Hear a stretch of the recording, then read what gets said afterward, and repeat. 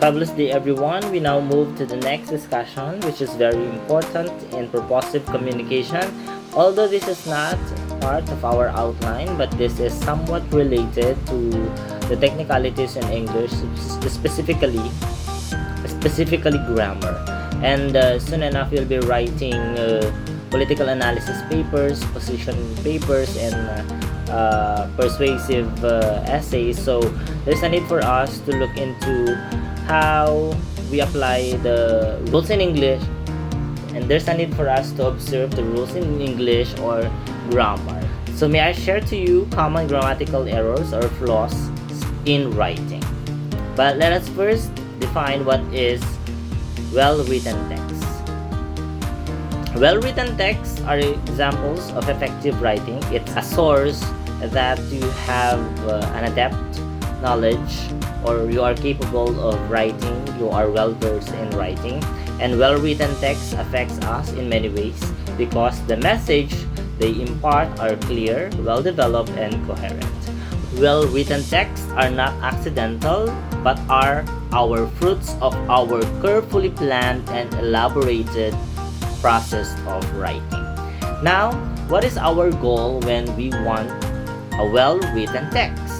First is to convey or impart a clear and effective message to a chosen audience.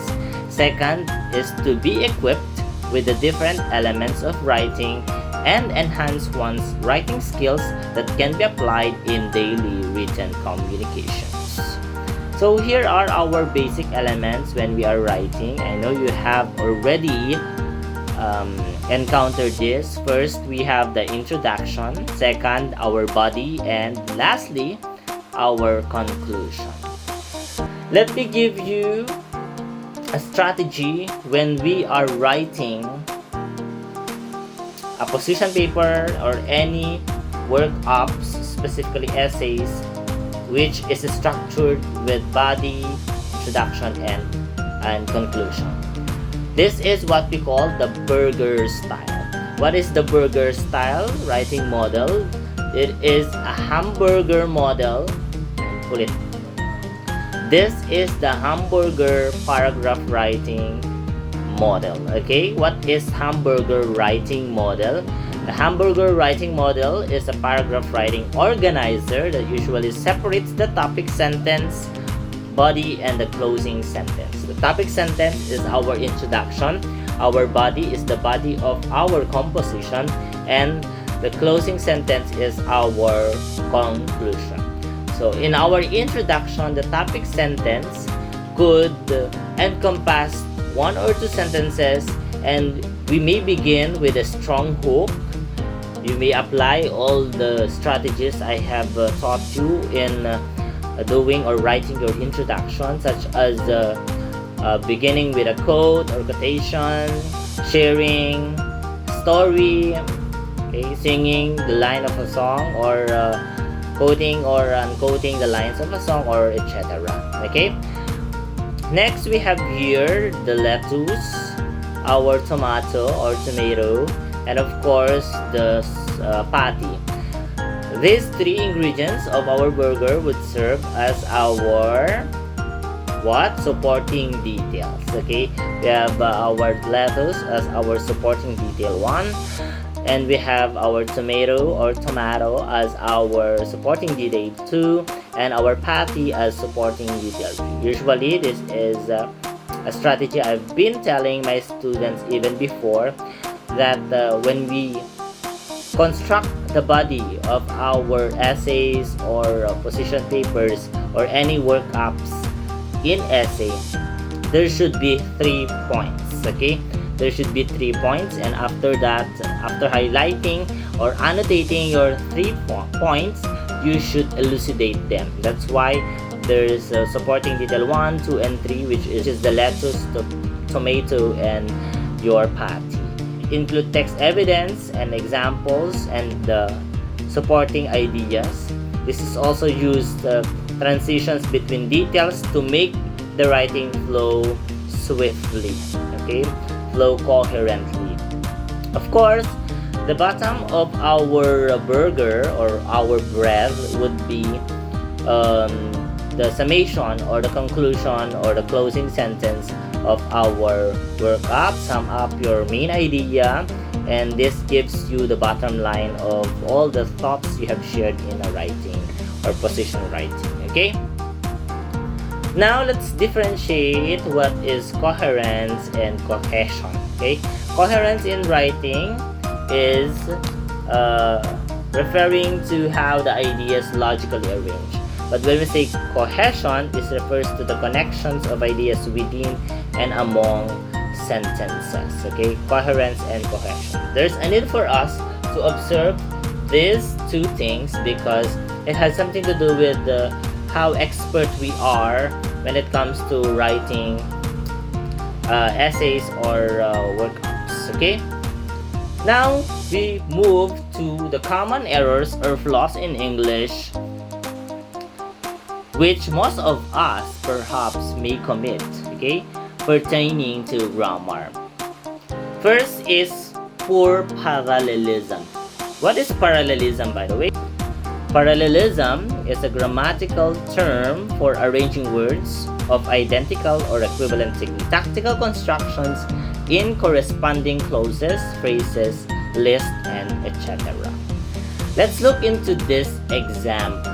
Okay, here is a poor construction stated here. I like to fish, swimming, and to hike. If we can observe, there's faulty here.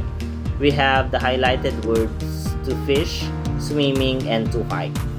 To fish and to hike are both infinitive phrases. The word to, which is followed by a base form of a verb such as fish and hike, would form an infinitive phrase, just like to fish and to hike.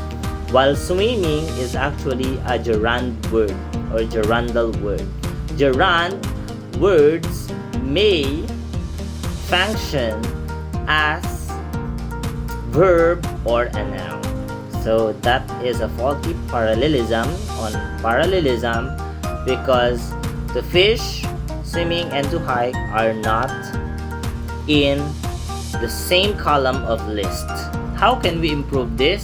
We may say, I like to fish, to swim, and to hike. Or we may also say, I like fishing, swimming, and hiking. Okay? Next, parallelism or faulty parallelism. If you wish to learn more, you should listen attentively, study intensely, and work with persistence. Okay? What is faulty here is the phrase work with persistence. Okay? So how can we develop it, or how can we revise it? If you wish to learn more, and you should, or then you should listen attentively, study intensely, and work persistently.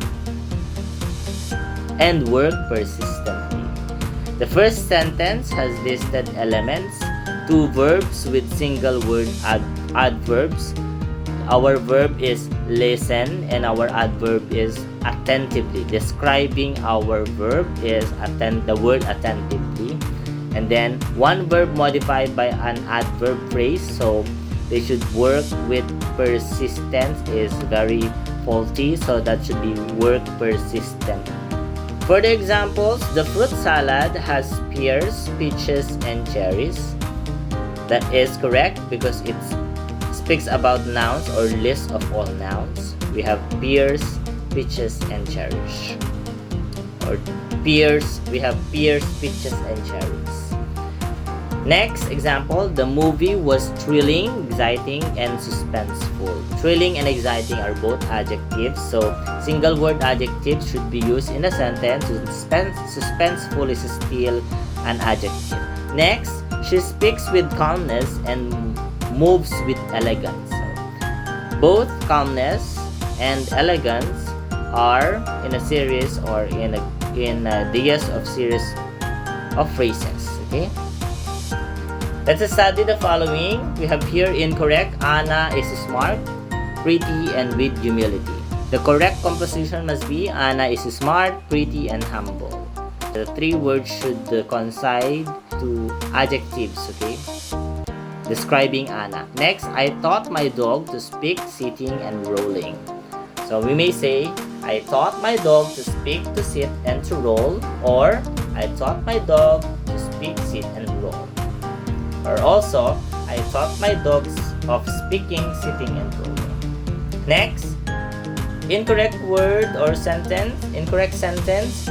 She walked the dark forest and exploring dirty caves. Okay? As we can observe, the first verb used, okay, near to our subject, which is she, on the past tense, and it is followed by a present continuous tense of the verb that is very faulty. On parallelism, they should be the same. So the correct one should be, she walked the dark forest and explored dirty caves. Or we may also say, she walks, on present tense, the dark forest and explores the dirty caves. Let's move into verb consistency. Okay? I have here an example. The teacher explains the diagram to students who ask questions during the lecture. Okay? So the correct composition must be the teacher explains, that would be on the present tense of the verb, the diagram to the students who ask. Why ask? Because of our rule in SVA, singular verb takes singular subject takes singular verb, and plural subject takes plural verb. So students, or subject students, is actually plural, so let's pluralize our verb. That should be asked.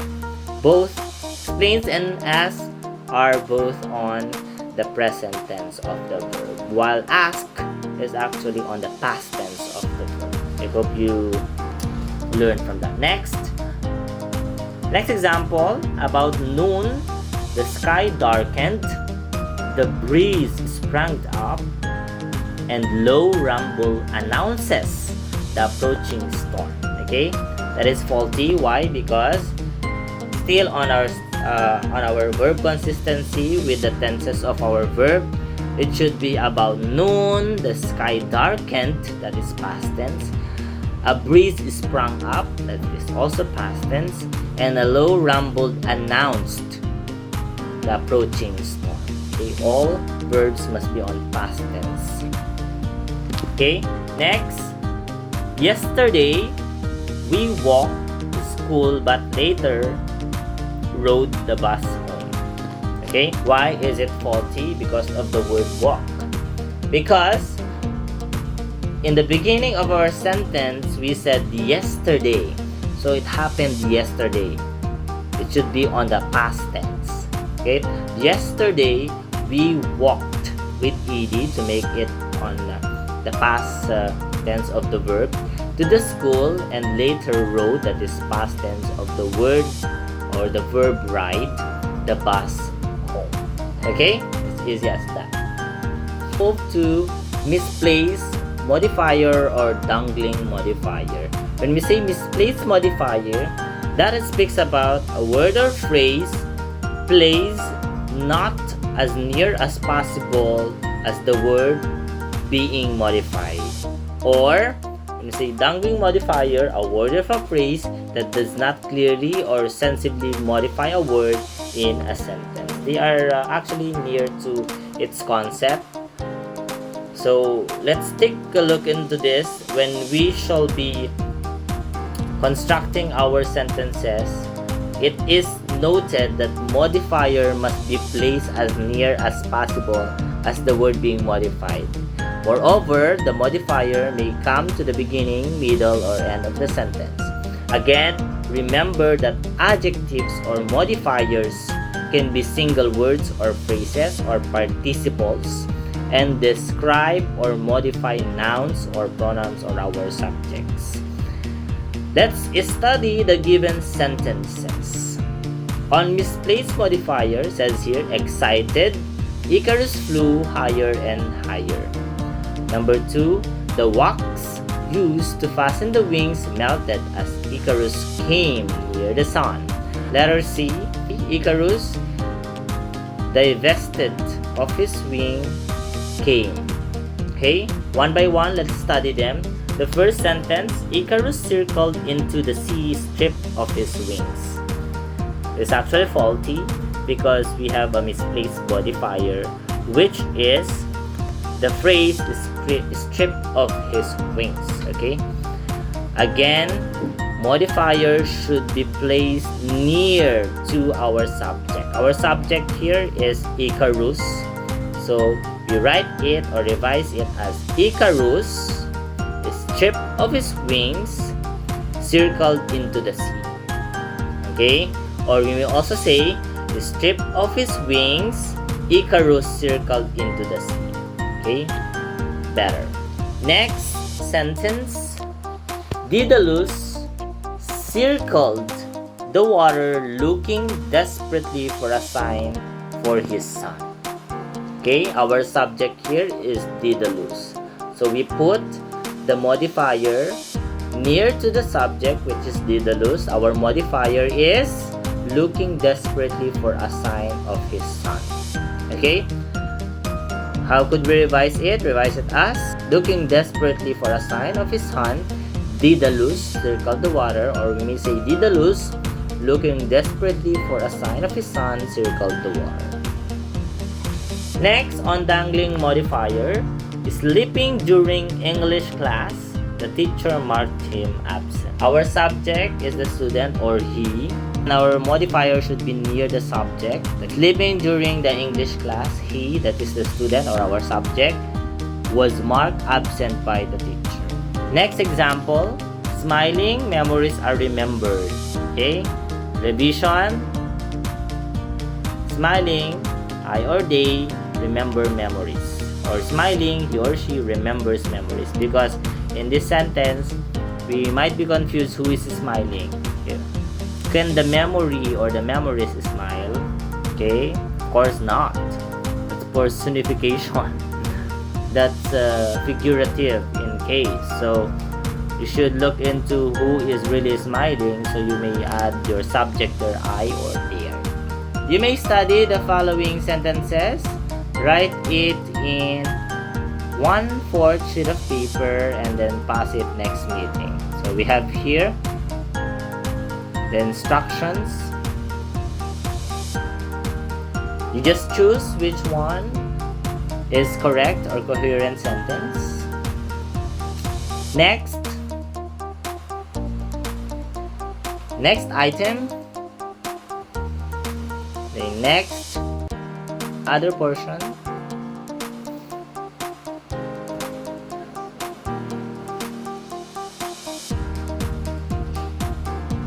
Okay, for the next portion, write A if the sentence A is grammatically correct, and B if only sentence B is grammatically correct.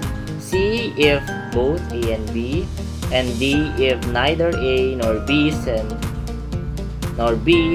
are grammatically correct.